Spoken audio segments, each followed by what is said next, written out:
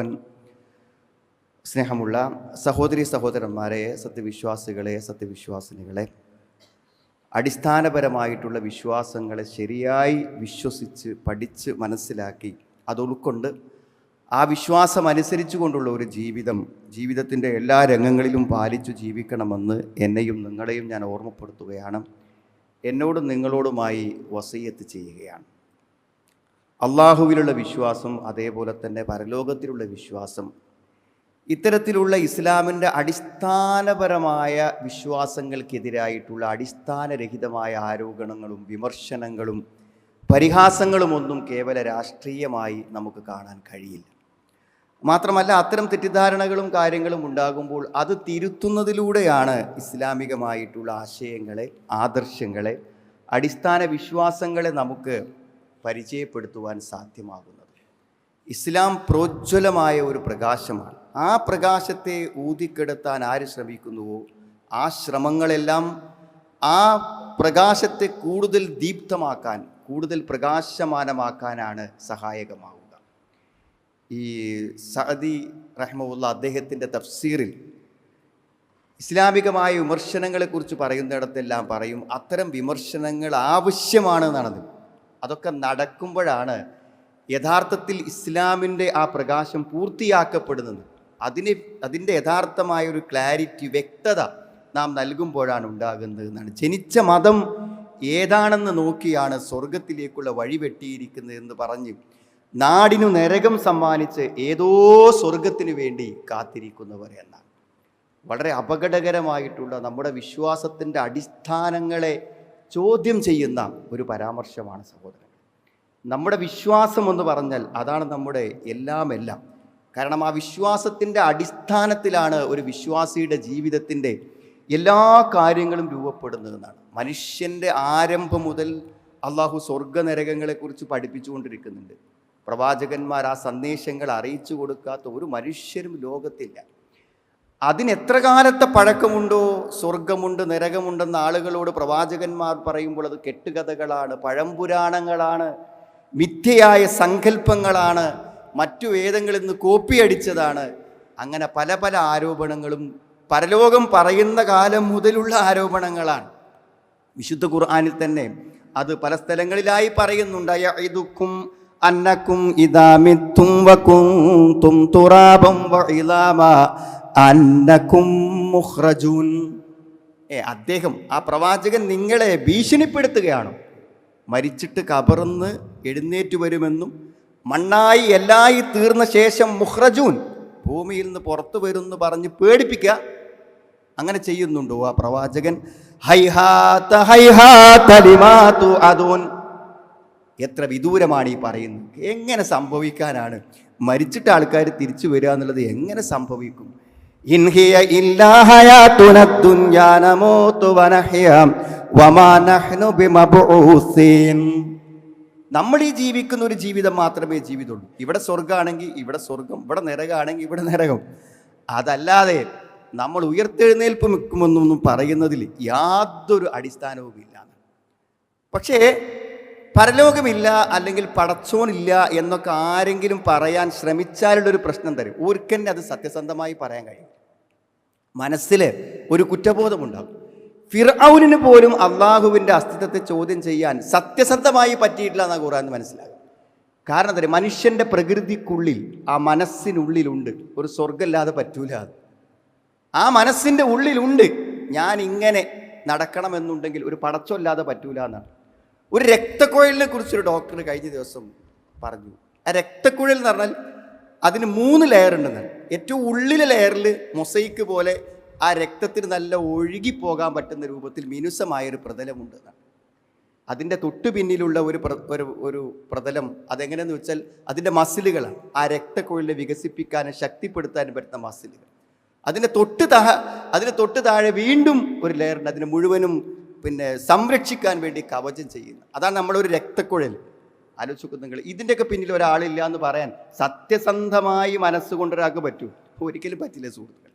അപ്പം അതുകൊണ്ടെന്ന് വെച്ചാൽ സത്യസന്ധമായി പറയാൻ പറ്റാത്തത് കൊണ്ടാണ് ആദ്യത്തെ വാചകത്തിൽ ജനിച്ചത് കൊണ്ടാണ് മുസ്ലിം ആയത്. ഇതൊരു വിശ്വാസത്തിൻ്റെ അടിസ്ഥാനത്തിലോ ഒരു സ്വർഗനരകങ്ങളുടെ അടിസ്ഥാനത്തിലോ സ്വീകരിച്ചല്ലോ. ഒരാളെ ജനിച്ചു, ഓ മുസ്ലിമായി, അതെന്തിനാ അങ്ങനെ പറയണത്? ഇതൊന്നും ഒരു സത്യമല്ല. ഇതൊക്കെ ഓരോരുത്തരും ജന്മനാ സ്വീകരിച്ച ഒരു ആശയം എങ്ങനെ ഒരു ആദർശമാകും, ഒരു സത്യമാകും, ജനങ്ങളെല്ലാവരും സ്വീകരിക്കണം. അപ്പോൾ അതൊന്നും സ്വീകരിച്ചോണമെന്നില്ല. ഒരു ജയിൽ ജനിച്ചവർ അതനുസരിച്ച് പോയാൽ മതി എന്ന് പറയുന്ന സുഹൃത്തുക്കളെ മനസ്സിൻ്റെ ഒരു കുറ്റബോധമാണ്. സത്യത്തിന് അതല്ല സത്യം എന്ന് പറഞ്ഞാൽ ജനിച്ചോല് മാത്രമേ, ഇസ്ലാമിൽ ജനിച്ചോല് മാത്രം അന്നത്തെ മുസ്ലിങ്ങൾ മുഴുവൻ, ഒരു പക്ഷേ ഇനി ജന്മനായുള്ള മുസ്ലിങ്ങളെപ്പോലും അതിജീവിക്കുന്ന കണക്കാണ് ഇസ്ലാമിലേക്ക് ഒഴുകി വരുന്ന പുതിയതായി റിവർട്ട് ചെയ്യുന്ന ആളുകളെ കുറിച്ച്. അത്ര ജനസാഗരങ്ങൾ ഒഴുകി വരും. ഇപ്പം ജനിച്ചോല് മാത്രമല്ല മുസ്ലിം ആയിട്ടുള്ളത്. പിന്നെ മറ്റൊന്നുള്ളതല്ല, ലോകത്ത് ഏറ്റവും അധികം ആളുകൾ ഒരു പക്ഷേ ഈ ആദർശങ്ങൾ, പിന്നെ ഒരാൾ ജനിച്ച മുസ്ലിം ആവുമോ? ഒരാൾ ജനിച്ചു, അയാൾ നിസ്കരിക്കണമൊന്നുമില്ല, അയാൾ പടച്ചുകൊണ്ട് മുസ്ലിം ആവും. ജനിച്ചാലും മുസ്ലിം ആവില്ല. ജനിച്ചിട്ട് ഈ വിശ്വാസങ്ങളൊക്കെ സ്വീകരിക്കുമ്പോഴാണ് എന്ത് ചെയ്യണത്, ഒരാൾ മുസ്ലിം ആകുന്നത്. അബൂ സുഫിയാൻ, നബിൻ്റെ കാലത്ത് അബൂ സുഫിയാൻ ഇസ്ലാമിന് അഭയം കൊടുത്തവർക്ക് അഭയം കൊടുക്കുന്നത് പറയാൻ ഹിർക്കൽ രാജാവിൻ്റെ അടുക്കലേക്ക് ചെന്നപ്പോൾ ഹിർക്കൽ അബൂ സുഫിയാനെ വിചാരണ ചെയ്യുമ്പോൾ ചോദിക്കുന്ന ഒരു ചോദ്യമുണ്ട്, അയസീദൂന അം യൻഖുസൂൻ, ഈ മുഹമ്മദിൻ്റെ കൂടെ ആൾ കൂടുകയാണോ കുറയാണോ? കൂടുകയാണ്. അടുത്ത ചോദ്യം, ആ ഇസ്ലാമിൻ്റെ ആ ബശാശത്ത്, ആ ഒരു മഹത്വം മനസ്സിലാക്കി ആരെങ്കിലും പിന്നെ ഇന്ന് പോണുണ്ടോ? ആരും പോണില്ല. ഏത് തല കൊയ്തിട്ടും ഒരാളും ഇസ്ലാമെന്ന് പോണില്ല. അതെന്തോടെ സുഹൃത്തുക്കളെ? ജന്മം കൊണ്ട് സ്വീകരിച്ചുകൊണ്ടല്ല, അത് ഉൾക്കൊണ്ട ഒരുത്തന് പിന്നെ ഇത് പോകാൻ കഴിയില്ല. മനുഷ്യൻ്റെ പ്രകൃതി ഉണ്ടല്ലോ, ഫിത്രത്തല്ല, അതന്നെ ഇസ്ലാമിനെ തേടുന്നതാണ്. നമ്മൾ ഭയങ്കര ക്ലാസ്സൊക്കെ എടുത്തത് മുഴുവൻ പഠിപ്പിച്ചിട്ട് ഒരാൾ മുസ്ലിം ആകണത് അല്ല. ഒരു ചെറിയ ആശയം അത് ഇസ്ലാമിലേക്ക് വരാം, പിന്നെയാണ് അയാൾ ഇസ്ലാമിനെ കുറിച്ച് പഠിക്കുന്നത്. അല്ലാതെ 100%. അപ്പം അത്ര ചെറിയൊരു ആശയം കൊണ്ട് ഒരാൾ എന്ത് ചെയ്യാം, ഇസ്ലാമിലേക്ക് വരാമെന്നുള്ളതാണ് പറയുന്നത്. പിന്നെ ഒരു മുസ്ലിമായ ഒരാൾ ജീവിക്കുമ്പോൾ അയാൾക്ക് നരകമാണ്. അങ്ങനെ നമ്മളൊക്കെ വിചാരിക്കുന്നു, ഞാൻ ഇസ്ലാം ആയതുകൊണ്ട് എനിക്ക് ഈ ലോകം ആസ്വദിക്കാൻ പറ്റാതെ പോയി, ഈ സുഖങ്ങൾ അറിയാതെ പോയി. ഒരാൾ കള്ളുഷാപ്പിൻ്റെ മുന്നിൽ ഇങ്ങനെ നിൽക്കുമ്പോൾ നമുക്ക് തോന്നലുണ്ടോ സുഹൃത്തുക്കളെ, ഓനൊക്കെ എന്തൊരു ഭാഗ്യവാനാണ്, കള്ളൊക്കെ കുടിച്ച് ഇവിടെ സമാധാനമായിട്ട് ജീവിക്കാൻ പറ്റുന്നല്ലോ. നമുക്ക് സഹതാപം തോന്നുക. ജീവിതത്തിൽ ഇന്ന് വൈകുന്നേരം വരെ അധ്വാനിച്ചത് ഈ ഷാപ്പ് കൊണ്ടുപോയി കൊടുക്കുകയാണല്ലോ ഈ സുഹൃത്ത്, എന്താണ് അയാൾ? എന്നിട്ട് അയാളെ കരളും കിഡ്നിയൊക്കെ അടിച്ചു പോകാവുന്ന ഈ വിഷപദാർത്ഥം കുടിക്കുന്നല്ലോ എന്ന സഹതാപമല്ലേ തോന്നുന്ന സുഹൃത്തുക്കളെ? ഇസ്ലാമിനെ ഏറ്റവും ഉൾക്കൊണ്ട് ഇസ്ലാമികമായി ജീവിക്കുന്ന ഗൾഫ് രാഷ്ട്രങ്ങളുണ്ട്, നാടുകളുണ്ട്. അവിടുത്തെ ആളുകൾ നരകത്തിലാണ് ജീവിക്കുന്നത്. നല്ല ഭൗതിക ജീവിതത്തിൽ ഏറ്റവും സുരക്ഷിതത്വത്തിലും സമാധാനത്തിലും ജീവിക്കാൻ പറ്റുന്ന അങ്ങനെ വിശ്വാസത്തിനൊരു പ്രശ്നമുണ്ടെങ്കിൽ, ഒരാൾ മുസ്ലിമായി സ്വർഗം വിശ്വസിച്ചാൽ അവൻ്റെ ദുനിയാവൊക്കെ നരകമാകുമെങ്കിൽ, സ്വാഭാവികമായും അവരൊക്കെ എത്ര കഷ്ടപ്പെടണം. ഇന്നും ജീവിക്കാൻ നിവർത്തി കിട്ടണമെങ്കിൽ പല നാട്ടുകാരും അങ്ങോട്ടേക്ക് ചെല്ലുക ചെയ്യണം. എത്ര സമാധാനത്തിലും എത്ര സന്തോഷത്തിലും എത്ര ഐശ്വര്യത്തിലും സുഖവിഭവങ്ങളിലുമാണ് ആളുകൾ ജീവിച്ചുകൊണ്ടിരിക്കുന്നത്. പടച്ചോൻ പറഞ്ഞാണ്, ഇസ്ലാമിനെ സ്വീകരിച്ചതുകൊണ്ടും സ്വർഗ്ഗമുണ്ടെന്ന് വിശ്വസിച്ചുകൊണ്ടും ഒരാൾക്ക് ഇവിടെ നരകാവൂല. മൻ അമില സ്വാലിഹൻ മിൻ ദകരിൻ ഔ ഉൻത വഹുവ മുഅ്മിനുൻ ഫലനുഹിയന്നഹു ഹയാതൻ ത്വയ്യിബ. വിശ്വസിക്കുകയും സൽക്കർമ്മവും ചെയ്താൽ അവർക്ക് ഞാൻ ഹയാത്തുൻ ത്വയ്യിബ എന്നാണ്, ഒരു നല്ല ജീവിതം കൊടുക്കുന്നു. എന്താ നല്ല ജീവിതം? വദാലിക ബിത്വനീനത്തിൽ ഖൽബ്, ഹൃദയത്തിന് ഭയങ്കര സമാധാനം എന്നാണ്. ഹൃദയത്തിന് ഭയങ്കര സമാധാനം, അതാണ് ഹയാത്തുൻ ത്വയ്യിബ. അതേപോലെ തന്നെ വസുക്കു നഫ്സി, അവൻ്റെ മനസ്സിന് ഭയങ്കര ശാന്തത കിട്ടുമെന്നാണ്. ഒരു പ്രശ്നവും അവൻ അലട്ടൂല എന്നാണ്. വയർസുഖുല്ലാഹു റിസ്ഖൻ ഹലാലൻ ത്വയ്യിബ, നല്ല ഭക്ഷണം, ദീനിയായി ജീവിക്കുന്ന ആളുകൾക്ക് നല്ല ഭക്ഷണം അള്ളാഹു കൊടുക്കും എന്നതാണ്. സുഹൃത്തുക്കളെ, എത്ര മാത്രമാണ് ഇസ്ലാമിൻ്റെ വിശ്വാസ കർമ്മങ്ങളൊക്കെ നമ്മുടെ ഭൗതിക ജീവിതത്തിൽ നമുക്ക് തരുന്ന നന്മകൾ. ഒന്ന് വിശ്വാസം നോക്ക്. ഇന്ന് ലോകം ചോദിക്കുന്നൊരു ചോദ്യമുണ്ട്. എന്താണ് ആ ചോദ്യം തരങ്ങൾ?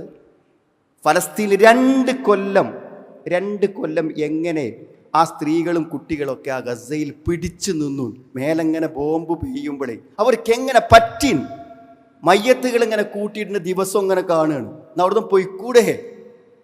5 ലക്ഷം ആളുകൾ പലായനം ചെയ്തിട്ടും ഇന്നും അവിടെ ആളുണ്ടല്ലോ. അതാണ് ഇസ്ലാമിൻ്റെ വിശ്വാസം, നിർഭയത്വം. അള്ളാഹുവിലേക്ക് കൈ ഉയർത്തുന്ന ഒരു മുഅ്മിന് കിട്ടുന്ന ധൈര്യം നോക്കൂ നിങ്ങൾ. നരകഭൂമിയിൽ പോലും സ്വർഗസമാനമായ ഒരു മനസ്സുകൊണ്ട് ജീവിക്കാൻ പറ്റിയത് ഈമാൻ കൊണ്ടാണ്, വിശ്വാസം കൊണ്ടാണ്. മരിച്ചാൽ ചിരിച്ചു മരിച്ചാൽ നാളെ സ്വർഗത്തിൽ ചിരിച്ചെഴുന്നേൽക്കുമെന്ന വിശ്വാസം. ആ സ്വർഗം അവർക്ക് ഉപകാരപ്പെട്ടത് എവിടെയെങ്കിലുമല്ല, ആ യുദ്ധഭൂമിയിൽ ബോംബുകൾക്കിടയിൽ മനസ്സമാധാനം നൽകാൻ ഒരു വിശ്വാസത്തിന് പറ്റും. അപ്പം നമുക്കൊക്കെ എത്ര കിട്ടും? ഇനി കർമ്മങ്ങളാണ് സുഹൃത്തുക്കളെ. യാത്ര ഇങ്ങനെ പോണ സമയത്ത് വല്ലാതെ മുഷിപ്പുണ്ടാവുമ്പോൾ ഞാൻ പറഞ്ഞ ഇസ്ലാം കൊണ്ട് അനുഭവിക്കുന്ന ആസ്വാദനം ഉണ്ടല്ലോ, അത് നമ്മളൊക്കെ ഒന്ന് അറിയണം. അതിനാണ് ഈ പറയണം. കർമ്മങ്ങൾ യാത്ര ഇങ്ങനെ പോകുമ്പോൾ മുഷിപ്പുണ്ടാവില്ലേ യാത്രക്കാരന്? അപ്പം നബി സ്വല്ലല്ലാഹു അലൈഹി വസല്ലം ബിലാലിനോട് എന്താ പറയാ? അരിഹ്ന ബിഹയാ ബിലാൽ, ബിലാലെ വാങ്കൊടുക്ക്, നമുക്കൊന്ന് സന്തോഷിക്കാം, ഒന്ന് ആശ്വസിക്കാം, ഒന്ന് വിശ്രമിക്കാം, ഒന്ന് റെസ്റ്റ് എടുക്കാം.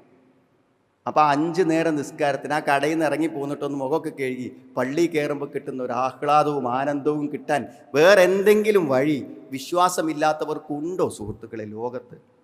നോമ്പ് തുറക്കുമ്പോഴൊരു സന്തോഷമുണ്ട്, അത് അപ്പം തന്നെ കിട്ടും. ദുനിയാവിൽ ഏതെങ്കിലും ഒരു കാര്യം കൊണ്ട് ആ ഒരു സന്തോഷം കിട്ടും. പകൽ പട്ടിണി കിടന്ന് ആ ബാങ്ക് കേൾക്കുമ്പോൾ ഒരു കാരക്കച്ചികൾ ബിസ്മി ചൊല്ലി വായിലേക്ക് വെക്കുന്ന ആ നിർവൃതി ഉണ്ടല്ലോ, അത് കിട്ടണമെങ്കിൽ ഒരു മുഅ്മിനാകണം, വിശ്വാസിയാവണം, സ്വർഗം ആഗ്രഹിക്കണം. അല്ലെങ്കിൽ സ്വാഇമി ഫർഹത്താൻ. ഹജ്ജിനെ കുറിച്ച് അള്ളാഹ് ഖുർആനിൽ ഉപയോഗിച്ചൊരു പദം തരങ്ങൾ അതൊന്ന് കേൾക്കണം. ഹജ്ജിനെ കുറിച്ച് കേട്ട പദം അത്തായിബൂനൽ ആബിദൂനൽ ഹമീദൂനസ് സായിഹൂനർ റാക്കിഊനസ് സാജിദൂൻ. സ്വർഗം കിട്ടുന്ന ആൾക്കാരെ ഗുണം പറഞ്ഞപ്പോൾ അതിൽ പശ്ചാത്തപിക്കും, ആരാധന ചെയ്യും, അള്ളാഹിനെ സ്തുതിക്കും എന്ന് പറഞ്ഞ കൂട്ടത്തിൽ അസ്സായിഹൂൻ. സിയാഹത്ത് പറഞ്ഞാൽ ശരിക്കും എന്താ ടൂറാണ്. ഹജ്ജ് ടൂറാന്നല്ല അതിൻ്റെ അർത്ഥം. പക്ഷെ ഹജ്ജിൻ്റെ യാത്രയിൽ കിട്ടുന്ന ഒരു യാത്രാ നിർവൃതി, മനുഷ്യന് യാത്ര തന്നെ നിർവൃതിയാണ്. പക്ഷെ ഹജ്ജിൻ്റെ യാത്രക്ക് കിട്ടുന്ന നിർവൃതി, ഉംറക്കുള്ള യാത്ര കിട്ടുന്നത്, പള്ളിക്ക് പോകുമ്പോൾ ആ നടത്തത്തിൽ കിട്ടുന്ന ഒരു നിർവൃതി ഉണ്ടല്ലോ. തീർത്ഥാടനങ്ങൾക്കും ഭക്തിക്കും ആരാധനക്കും വേണ്ടി പോകുന്ന യാത്രകളെ അള്ളാഹു പ്രത്യേകം എടുത്തു പറഞ്ഞ സായഹൂൻ, യാത്ര ചെയ്യുന്ന പറഞ്ഞ അതൊരു ആനന്ദം തന്നെയാണ്. ലോകത്ത് എവിടെയെങ്കിലും പോയിട്ട് പിന്നെയും പോകണം എന്ന് നമുക്ക് തോന്നൽ മക്കത്ത് പോയാൽ തന്നെയാണ്. ആ യാത്രക്കുള്ള അതാ നിർവൃതി ആർക്കും വിശ്വാസിക്കല്ലേ കിട്ടുള്ളൂ. ഹജ്ജിന് പോകാൻ ആർക്കാ പറ്റുക? ആ പുണ്യഭൂമിക്ക് കയറണമെങ്കിൽ മുസ്ലിം ആവണം, അല്ലാത്തവന് പറ്റൂല. സുഹൃത്തുക്കളെ, സ്വഭാവത്തിലുള്ള ഗുണം നമ്മളൊക്കെ നമുക്ക് ടെൻഷൻ അടിക്കരുത്. സ്വഭാവത്തിൽ പറ്റും ഒരാളെ പറ്റി ഒരു ദുഷിച്ച വാക്ക് പറഞ്ഞാൽ നമ്മുടെ നാവൊന്ന് പിഴച്ചാലേ നമുക്ക് മരിക്കോളം സമാധാനം ഉണ്ടാവില്ല. അപ്പോൾ സ്വഭാവ ഗുണങ്ങൾ നമുക്ക് കിട്ടുന്ന മാനസിക സന്തോഷങ്ങൾ എന്താണെന്ന് നമ്മൾ ആലോചിക്കണം. പിന്നെ സ്വർഗം ഉണ്ടോ ഇല്ലെന്ന എന്ത് സംശയമാണ് സുഹൃത്തുക്കളെ അതിലൊക്കെ. ഞാൻ പറയാം, ലോകത്ത് ഒന്നാമത്തെ മനുഷ്യൻ ഇന്നത്തെ മനുഷ്യൻ വരെ ഒരു നാണയം ഒരാളെ സഹായിച്ചിട്ടുണ്ടെങ്കിൽ അയാളെ പിന്നിൽ എന്താണ് ആ വിശ്വാസത്തിന് പിന്നെ സ്വർഗം ഉണ്ട്. ആ സ്വർഗം ഉണ്ട് എന്ന് അള്ളാഹ് പറഞ്ഞതിൽ വിശ്വസിച്ചിട്ട് ജീവൻ കൊടുത്ത ആളുകളോട് അള്ളാഹ് പറഞ്ഞ വാക്ക് അള്ളാഹ് തെറ്റിക്കൂ? വമൻ നസ്തഖു മിനല്ലാഹി ഖീല. അള്ളാഹ് ഒരിക്കലും തെറ്റിക്കൂല. നമുക്കൊരു തെളിവ് ആവശ്യമില്ല, പടച്ചോൻ പറഞ്ഞു എന്നുള്ളതാണ് ഏറ്റവും വലിയ തെളിവ്. ഖുൽ ബലാ വറബ്ബി ലതുബ്അസുന്ന തുമ്മ ലതുനബ്ബഉന്ന ബിമാ അമിൽതും വദാലിക അലല്ലാഹി യസീർ. പരലോകമില്ല എന്ന് സത്യനിഷേധികൾ പറഞ്ഞു. കുൽ നബിയെ പറഞ്ഞു, ബലാ വറബ്ബി, എൻ്റെ റബ്ബാണേ സത്യം, ലതുബ്അസുൻ, നിങ്ങൾ ഉയർത്തെഴുന്നേൽപ്പിക്കപ്പെടുക തന്നെ ചെയ്യും. പടച്ചോൻ പറഞ്ഞാൽ പിന്നെ എന്താണ്? ആലോചിച്ചു സുഹൃത്തുക്കളെ, ഖുർആൻ പറയുന്നുണ്ട് ഭൂമിൻ്റെ മുകളിൽ ജീവിക്കുന്നവർക്ക് ഭക്ഷണം, മരിച്ച ആളുകളെ മുഴുവനും ഭൂമിൻ്റെ ഉള്ളിൽ കൊണ്ടുപോയി വെച്ചാൽ സുരക്ഷിതം. ഖുർആനിൽ അല്ലാഹ് പറയണത് അലം നജ്അലിൽ അർള കിഫാത അഹ്യാഅൻ വ അംവാത വജഅൽനാ ഫീഹാ റവാസിയ ശാമിഖാത്തിൻ വഅസ്ഖൈനാകും മാഅൻ ഫുറാത വൈലുൻ യൗമഇദിൻ ലിൽ മുകദ്ദിബിൻ. ഭൂമിയെ ഞാൻ മതിയാക്കി തന്നില്ലേ? ഭൂമിയെ ഞാൻ മതിയായതാക്കി തന്നില്ലേ? എന്ത് മതിയായത്? ജീവിക്കുന്നവർക്കൊക്കെ ഭൂമിയിൽ നിന്ന് കിട്ടും, മരിച്ചോല് ഭൂമിൻ്റെ അടിയിലേക്ക് പോവും. ഇതൊക്കെ ഉൾക്കൊള്ളുകയും സൃഷ്ടിക്കുകയും ചെയ്യുന്നൊരു പടച്ച തമ്പുരാൻ, ഒരു പരലോകം, ഒരു സ്വർഗവും ഒക്കെ എന്ത് ചെയ്യാണോ സുഹൃത്തുക്കളെ, അസാധ്യമായ കാര്യമാണ്. വേണ്ടേ ഒരു ദിനം? നീതിക്കൊരു ദിനം വേണ്ടേ സുഹൃത്തുക്കളെ? മനസ്സിലായില്ലേ? ഉമ്മാനെ കുത്തിക്കൊല്ലുമ്പോൾ അപ്പുറത്തുനിന്ന് കരയണ കുട്ടിൻ്റെ കാല് മേലേക്ക് പിടിച്ചിട്ട് തല അടിച്ച് പൊട്ടിച്ച് കൊന്ന നമ്മൾ വായിച്ചതല്ലേ സുഹൃത്തുക്കളെ? വർഗീയതയുടെ ആ ഒരു ഭീകരമായ രംഗം. നീതി വേണ്ടേ?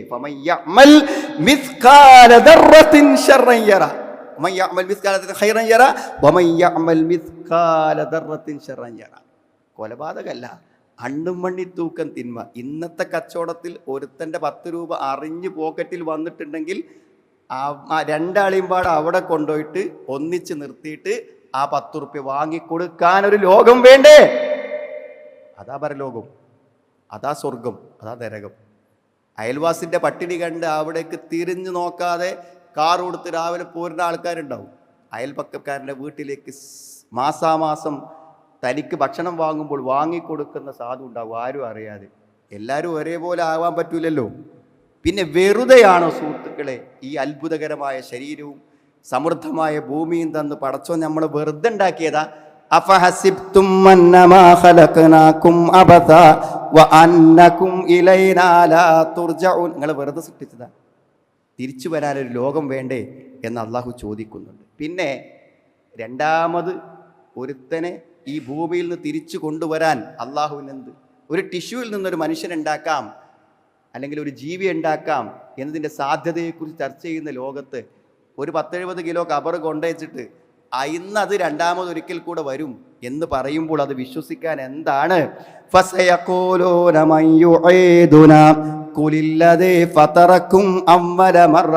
അവർ ചോദിച്ചു കൊണ്ടിരിക്കുന്നു, ഞങ്ങളെ ആരാണ് തിരിച്ചു കൊണ്ടുവരുന്നത്? കുലില്ലതേ ഫതറക്കും അവ്വല മറ. ആദ്യ തവണ നിങ്ങളെ സൃഷ്ടിച്ചതാരാണോ അവൻ നിങ്ങളെ തിരിച്ചു കൊണ്ടുവരുമെന്നാണ്.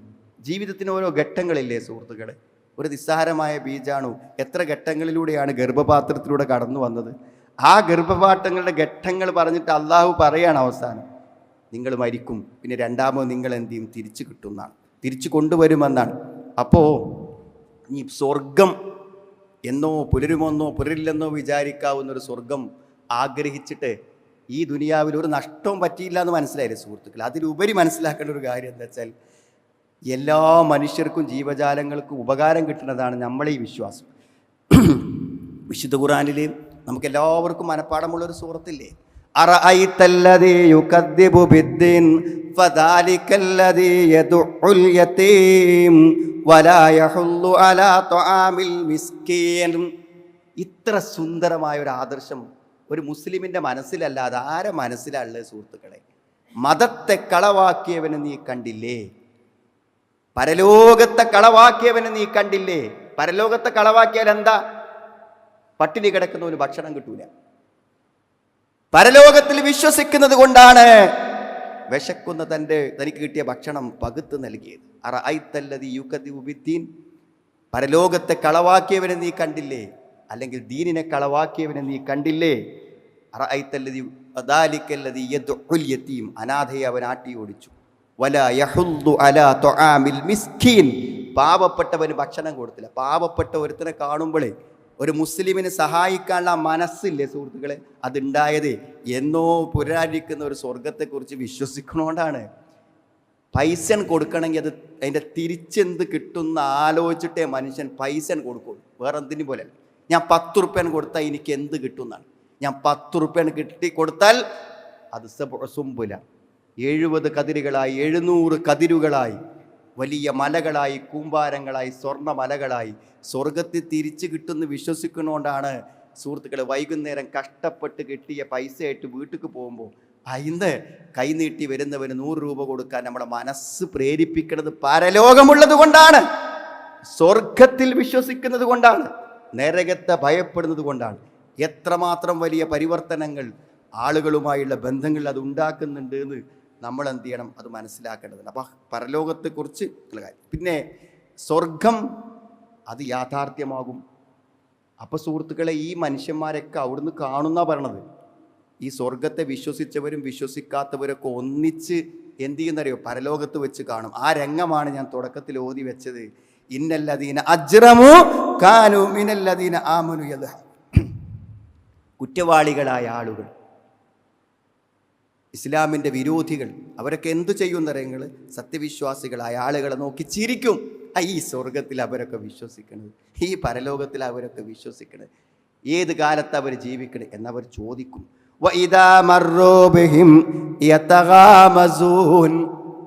ഒരു വിശ്വാസി നടന്നു പോകുമ്പോൾ അവർ കണ്ണുകൊണ്ട് ഗോഷ്ഠി കാണിക്കും. പോടും അന്ധവിശ്വാസി എന്നൊരു പക്ഷേ അവർ പറയും.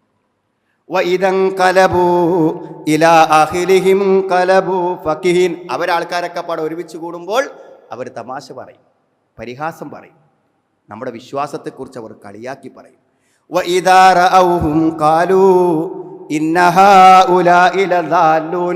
വിശ്വാസികളെ കണ്ടാൽ അവർ പറയും, ഇതാ പഴച്ച ആൾക്കാർ, വഴിതെറ്റിപ്പോയ ആളുകൾ, വിഡ്ഢികൾ ഇതാ പോകുന്നു എന്നവർ പറയും.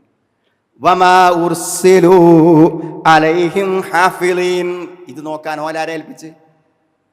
നമ്മളെ വിശ്വാസത്തെ പരിശോധിക്കാൻ അവരെ ആരാണ് ഏൽപ്പിച്ച സുഹൃത്തുക്കളെ? അവരാരതിന് കാവലാക്കി നിശ്ചയിച്ചത്? ഇതിനെയൊക്കെ നിരൂപണം ചെയ്യാൻ അവർക്കാരാണ് അധികാരം കൊടുത്തത്? ഇതൊക്കെ ചോദ്യം ചെയ്യാൻ, നമ്മുടെ വിശ്വാസത്തെ ചോദ്യം ചെയ്യാൻ അവരോട് ആരാണ് പറഞ്ഞത്? ഫൽയൗമല്ലദീന ആമനൂ മിനൽ കുഫാരി യൽഹഖൂൻ.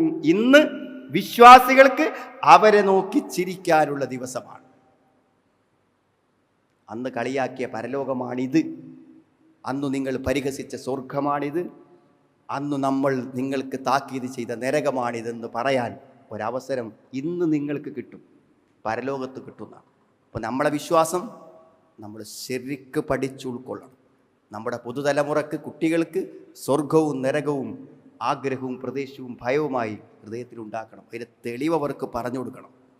അത് ബോധ്യപ്പെടുമ്പോൾ ആത്മാർത്ഥമായി സ്വർഗത്തെ ചോദിക്കണം, നരകത്തിൽ നിന്ന് കാവൽ ചോദിക്കണം. അള്ളാഹു സ്വർഗത്തിൽ പ്രവേശിക്കുകയും നരകത്തിൽ രക്ഷപ്പെടുകയും ചെയ്യുന്ന യഥാർത്ഥ വിശ്വാസികളിൽ നമ്മെ എല്ലാവരെയും ഉൾപ്പെടുത്തുമാറാവട്ടെ.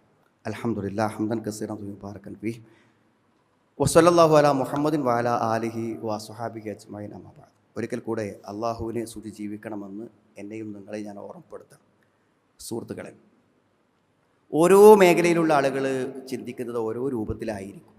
അതുകൊണ്ട് തന്നെ ഇപ്പോൾ ഒരു വിദ്യാർത്ഥിയോട് പറയേണ്ടതല്ല നമുക്കൊരു അധ്യാപകരോട് പറയാനുള്ളത്.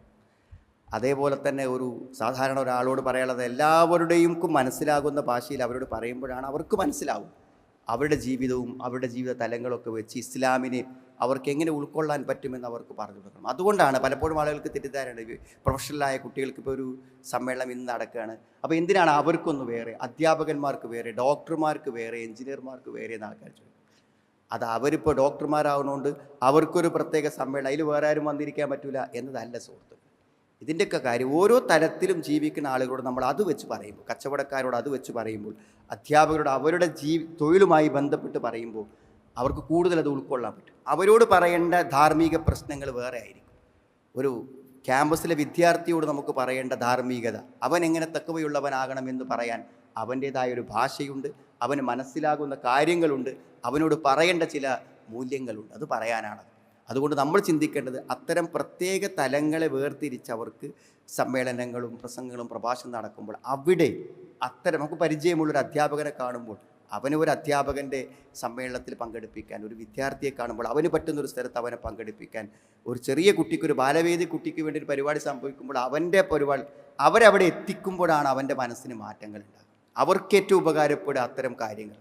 അതുകൊണ്ട് ദീനീ പ്രബോധന രംഗത്ത് നമ്മളിങ്ങനെ ആളുകളെ കാറ്റഗറൈസ് ചെയ്ത് പരിപാടികൾ നടത്തുമ്പോൾ അത് അവർക്ക് പ്രത്യേകം പ്രയോജനം കിട്ടാൻ വേണ്ടിയാണെന്ന് മനസ്സിലാക്കി നമ്മളുമായി ബന്ധപ്പെട്ടവരെ അത്തരം ദീനീ സംരംഭങ്ങളിലൊക്കെ പങ്കെടുപ്പിക്കാൻ വേണ്ടി നമ്മൾ ശ്രമിക്കണം. അള്ളാഹു നമ്മളിന്ന് വന്നുപോയ തെറ്റുകളെ നമുക്ക് പുറത്തു മാപ്പാക്കി തരുമാറാവട്ടെ. അള്ളാഹുവെ, അറിവിനെ നീ ഞങ്ങൾക്ക് വർദ്ധിപ്പിച്ചിടണമേ റഹ്മാനെ. എല്ലാ പരീക്ഷണങ്ങളിൽ നിന്നും പ്രതിസന്ധികളിൽ നിന്നും നീ ഞങ്ങളെ കാത്തുരക്ഷിക്കണമേ നാഥ. ഗസയിൽ പ്രയാസം അനുഭവിക്കുന്ന ആളുകൾക്ക് കിട്ടുമെന്ന് പ്രതീക്ഷിക്കുന്ന ആശ്വാസത്തെ നീ അവർക്ക് പൂർണ്ണമാക്കി കൊടുക്കണമേ റഹ്മാനെ. അള്ളാഹുവെ, ഞങ്ങൾ വന്നുപോയ തെറ്റുകളെ ഞങ്ങൾക്ക് പുറത്തു മാപ്പാക്കി തരുമേ നാഥ. ഞങ്ങളോട് പ്രാർത്ഥിക്കുവാൻ ആവശ്യപ്പെട്ടിട്ടുള്ള എല്ലാ ആളുകളുടെയും പ്രയാസങ്ങളെയും ബുദ്ധിമുട്ടുകളെയും രോഗങ്ങളെയും നീ നീക്കി കൊടുക്കണമേ റഹ്മാനെ. അല്ലാഹുമ്മ ഫിൽ മുഅ്മിനീന വൽ മുഅ്മിനാത്ത് റബ്ബന സ്രിഫ് അന്നാ അദാബ ജഹന്നം ഇന്ന അദാബഹാ കാന ഗറാമ ഇന്നഹാ സാഅത് മുസ്തഖറൻ വ മുഖാമ റബ്ബനാ ഹബ് ലനാ മിൻ അസ്വാജിനാ വദുർരിയാതിനാ ഖുർറത അയുൻ വജഅൽനാ ലിൽമുത്തഖീന ഇമാമാ റബ്ബനാ തഖബ്ബൽ മിന്നാ ഇന്നക അൻതസ് സമീഉൽ അലീം വതുബ് അലൈനാ ഇന്നക അൻതത് തവ്വാബുർ റഹീം റബ്ബനാ ആതിനാ ഫിദ് ദുനിയാ ഹസന വഫിൽ ആഖിറതി ഹസനതൻ വഖിനാ അദാബൻ നാർ.